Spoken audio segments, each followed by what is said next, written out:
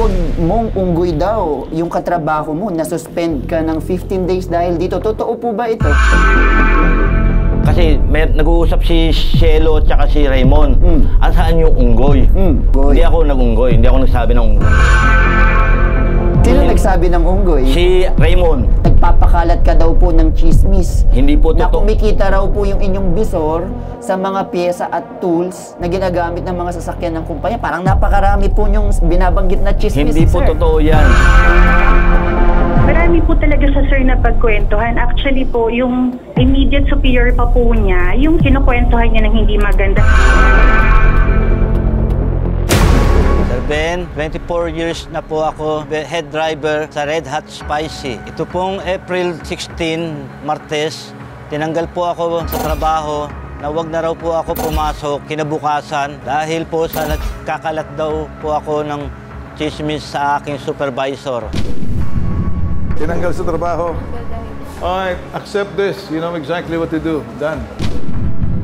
Ayon sa memorandum na sinubmit ni Enrique sa Bitag, August 30, 2023, gumamit ng computer at nag-search sa YouTube ng music habang office hours. Ito po yung sa memorandum, no? August 30 raw po, gumamit kayo ng computer, nag-search sa YouTube ng music habang office hours. Totoo po ba to? Nagpaalam ako noon, unang-una, na uuwi na ako, na mag-offset ako kasi wala naman kami overtime. Kailangan daw magpaalam daw ako sa magano daw ako sa computer. Eh, hindi naman po ako sanay sa computer. Kaya ang inintay ko yung alas 5 na ako makauwi. Tapos, nung may tugtog po yung computer, sinabayan ko lang po ng kanta. So totoo nga, nag-computer kayo, tapos nagpatugtog kayo ng music. Pero hindi ko po ginalaw yun na yung ano lang po. Sinabayan ko lang yung kanta. Sige, may pangalawa pa, Mang Enrique. Tinawag mong unggoy daw yung katrabaho mo, na-suspend ka ng 15 days dahil dito. Totoo po ba ito? Hindi po ako tumawag na unggoy. Una-una, pinagsabihan ko po yung kasamahan ko, inaaway pa ako, minura pa ako, tapos minaliit pa ako. Ang sinabi ko, huwag kayong ganyan sa kapwa nyo. Kasi nag-uusap si Shelo at saka si Raymond. Saan yung unggoy?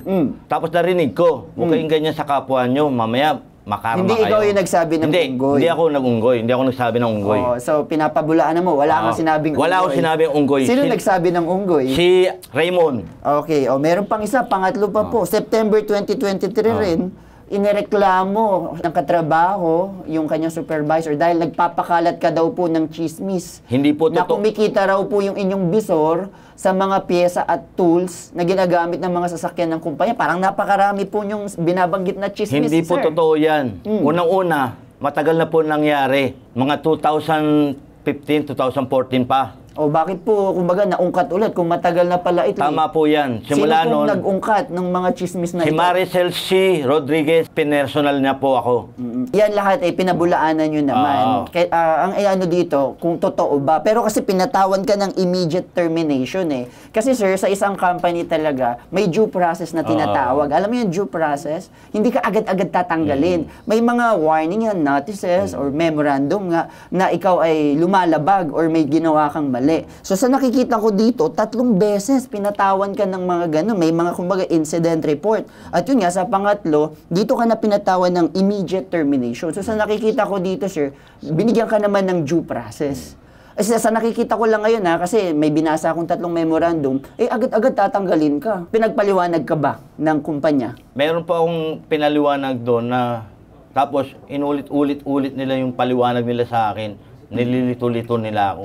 Kasi baka mamaya, sir, nakikita ko dito, baka may mga ibang katrabaho nyo na nag-witness na... Wala akong sinasabi ng ganyan. Gawa-gawa. Unang-una, yung nagsabi niya sa kanya, nakaaway ko. Kailangan ko lang i-correct, medyo napapansin ko ha. Pagka nag-uusap tayo dito ngayon sa studio, dapat kung ano man yung kanyang tatanungin, yun lang yung sasagutin. Huwag mo na ililigaw ang landas, magkukwento ka pa. Ang nangyayari kasi, mas lalo mong pinapakita na talagang chismoso ka eh.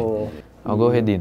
Kasi sir, ito sinasabi mo na wala ka namang sinasabi or siguro may napagkukwentuhan ka na katrabaho mo, pahinante. Alam mo kasi kunyari, ang isang sikreto, pag sinabi mo sa ibang tao, hindi ka makakagarantisan na talagang hindi nila sasabihin. Baka nagpasa-pasa kaya nakaabot sa management yung mga itong chismis na ito. Hindi kaya ganun yung nangyari? Kung nasabi ko man yan, matagal na. Ayun nga rin yung tanong ko ba't naungkat? Well, anyway, sige po, Sir Enrique, dyan lang kayo. Makakausap natin sa kabilang linya ang Senior HR Manager ng Red Hat Spice Food Concepts Incorporated, si Miss Maria Vicente. Magandang umaga po sa inyo, Ma'am Marcia Vicente. Ma'am, this is Bitag Din, no? Kasama ko ngayon si Sir Carl Tulfo. Nakalive po tayo ngayon sa IBC 13 at ganoon na rin po sa CLTV 36. Ma'am, ano po ba ang panig ng kumpanya regarding po dito? Tama po yung sinabi niyo, sir, kanina. Marami po kaming chance ang binigay sa kanya para magpaliwanag. Ginawa pa nga po namin in Filipino po yung mga request to explain at saka yung resolution para lang po maintindihan po niya sa pag-ibit ito po ay binabasa kanya.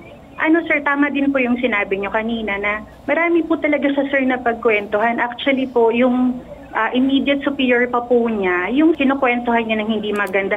Sir, example na lang po, kaya narinig ko po na dinidinay niyang hindi na ikukwento. Few days ago, sir, nung nalaman nga po namin tatawag po kayo, nabanggit po nung kanyang pinaka-manager, nag-send pa po siya ng Facebook message dun sa isang area manager na wala pong kinalaman sa kanyang departamento.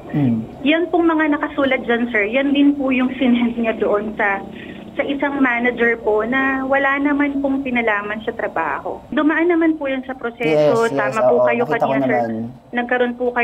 Nagkaroon po siya ng pagkakataong magpaliwanag. Kaya lang, sir, even po yung written explanation niya, hindi po substantial para i-defend po yung side na, sir. Kami po may mga statement po yung witnesses na sinasabi po nila na ayaw na po nila siyang makasama sa trabaho dahil ito po yung lagi na lang nilang sinasabi. Tama po kayo, sir.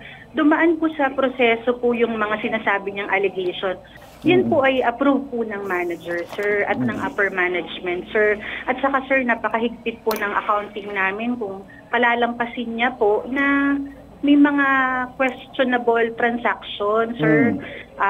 Hindi naman po tayo hayaan na lang natin kasi pera po ng kumpanya yan, sir. Ayaw po natin kung saan-saan lang po ito magagamit. So, dumaan po kami sa proseso, sir. Kaya lang, mahirap po talaga sa sir paliwanagan. I get you, ma'am. Supervisor niya po yung sinisismis niya, sir. Okay, ma'am. Sige po. Opo. Ma'am, sige, moving forward po, no? Kasi lumapit po siya sa amin dahil meron po siyang gustong makuha, no? Na parang yung length of service na tinatawag. Dahil nga daw po siya ay tinanggal sa trabaho, siya po ba, ma'am, ay may makukuha pa sa company na yung tinatawag na nating length of service po? Or separation pay? Or anything po? On a regular dismissal po talaga, yung entitled po sa kanya is yung earned benefits na lang po niya. Pero kung separation pay, sir, pwede ko pong makausap kung halimbawang mag-extend po ng financial assistance po sa kanya dahil po sa pagtanggal sa kanya.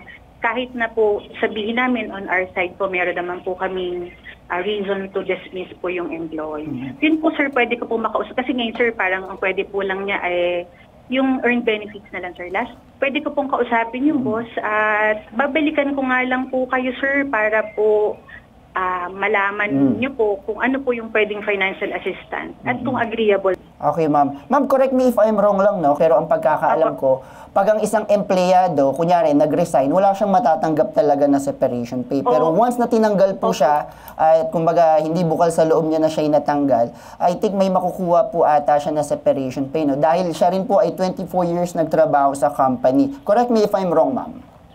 Sir, sa pagkakaalam ko, unless lang po siya po ay na-separate po, kagaya po yan, sir, kasi siya po yung may kagagawan, bakit po siya natanggal, wala po dapat siyang makukuhang separation pay. Pero kung siya po ay tinanggal dahil po sa retrenchment, cancer or sakit, hindi na po gagaling sa loob ng 6 na buwan, possible po siyang bigyan ng kailangan po siyang bigyan ng separation pay. Sa company nga lang, sir, wala po kaming program or benefit pa na based on separation pay based on tenure of service. Alright. Pero po pag nag-retire naman po, ito is musunod naman po tayo sa batas, sir. Apo. Alright, ma'am. Sige, ma'am, can you stay on the line po, no? May kakausapin lang tayo sa kabilang linya po, no? So, please stay on the line, Ma'am Marcia. Sa kabilang linya, on the line, si Director Lilibet Cagara, Papa Mamarisan Field Office, Dole NCR. Magandang umaga po sa inyo, Director Cagara. Magandang umaga po sa inyo. Alright, ma'am.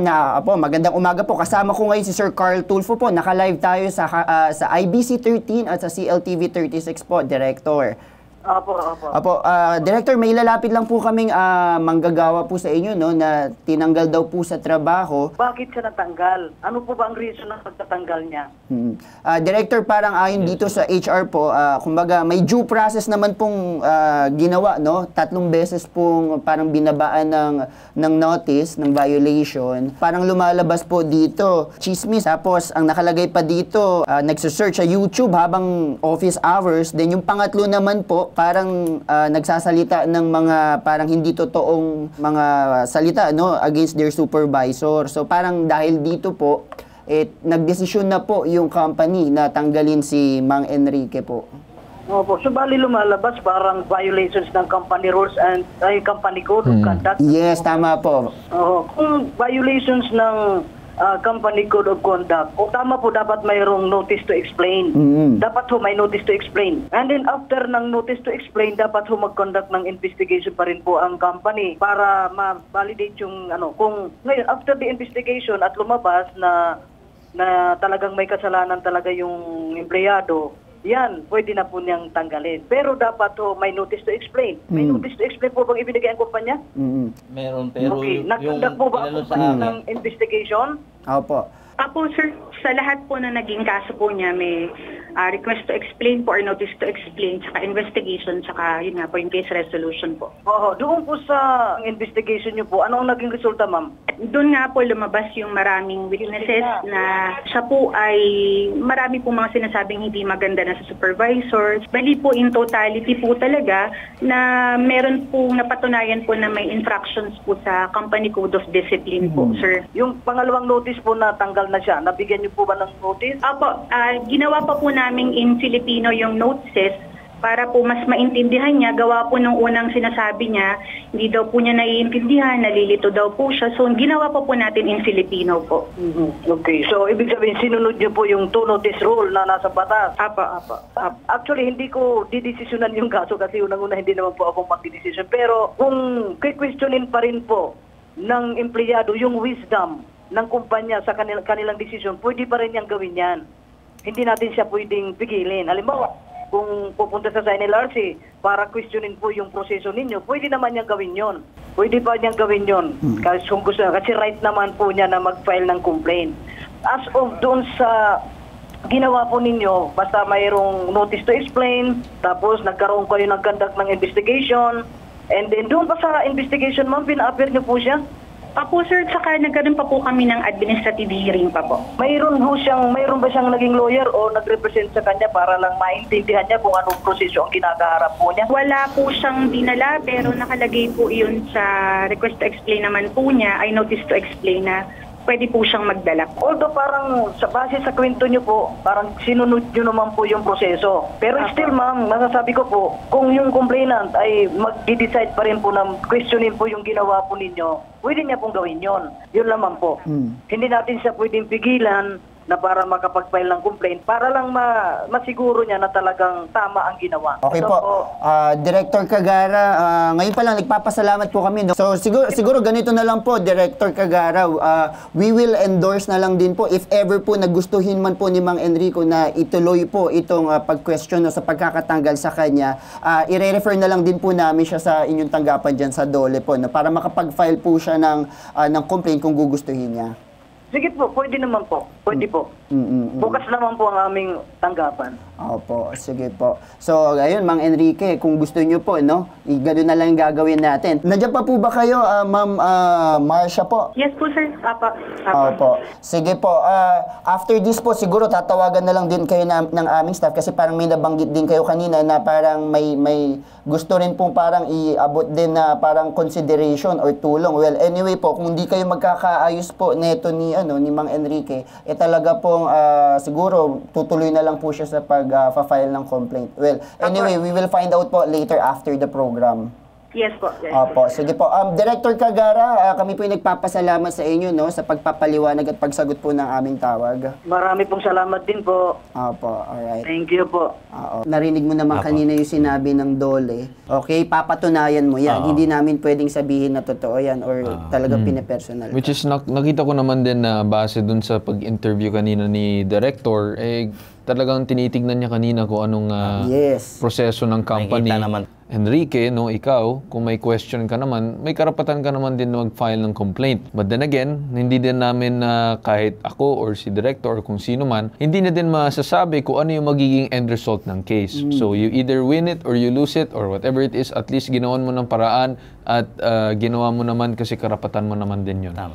So maraming salamat muli, Enrique, sa paglapit dito sa studio at sa bitag mismo para maibigyan liwanag more or less yung sumbong mo. Okay? Ito ang nag-iisang pambansang sumbungan, tulong at serbisyong may tatak, tatak bitag, tatak bentufo, tatak hashtag, ibabitag mo.